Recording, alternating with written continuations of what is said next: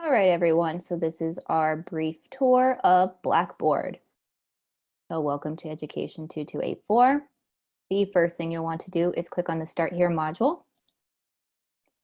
Here you will find information about distance learning at CNM in general, as well as some policies and resources. If you are new to distance learning, I recommend that you take the CNM Learn Jumpstart course for students. This is where I will refer you back to if you do have issues navigating Blackboard. Then we'll look at our learning modules. Our class is divided into 3 units.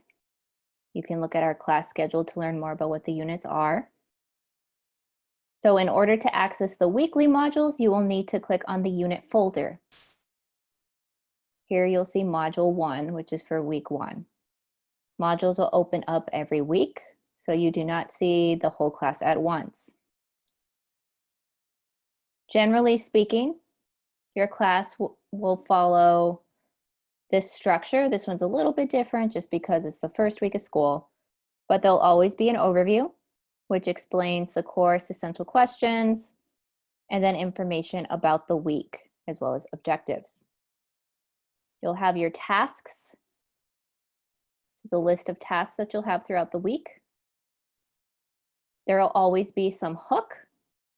Think of this as like a do now that you would have your students do in the classroom to get them thinking about the content you'll be teaching for the day, in this case, our week.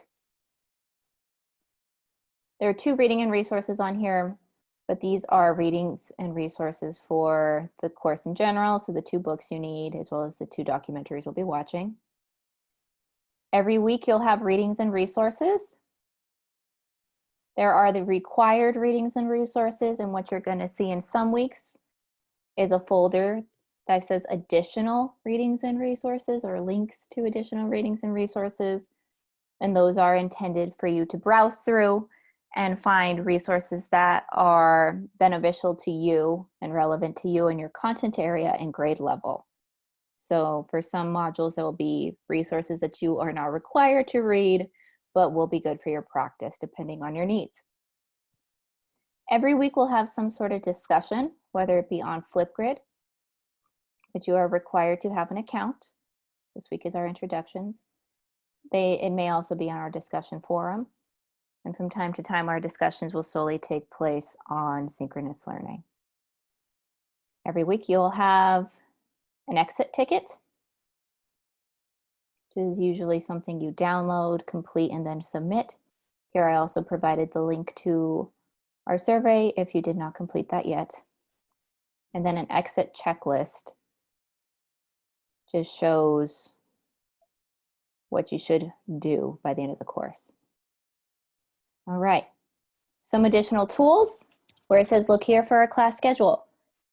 This will be the most updated schedule we will have in our course.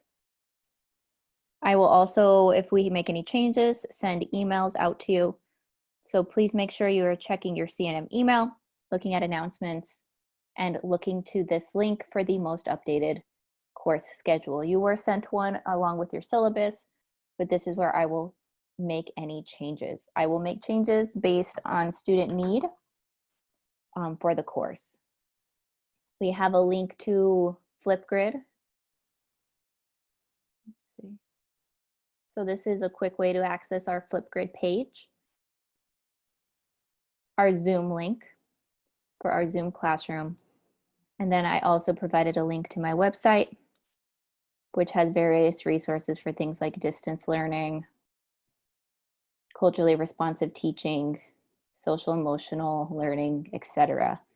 I update this fairly frequently. I'm still kind of getting used to Google Sites, so I may be doing some restructuring as well. But that is our course. Oops, one more thing. My grades. So if you want to see your grades, you'll click on my grades. You'll see that anything that is attached to a summative has a rubric, or most things. Some of them I may still need to put up. But if it's attached to a summative, it is out of 4 points. Those aren't necessarily points. go refer back to the syllabus, which talks about competency-based learning. It's on a 4-3-2-1 schedule, with 4 being advanced proficient, 3 being proficient. So what you want to get in this class are 3s and 4s. Anything below a 3 will require you making some changes. All the other grades should come up as either pass, fail, or incomplete, complete. If that is not the case, please let me know. That means I need to play around with settings. But again, this is a competency-based course, not a point-based course. All right. That is all.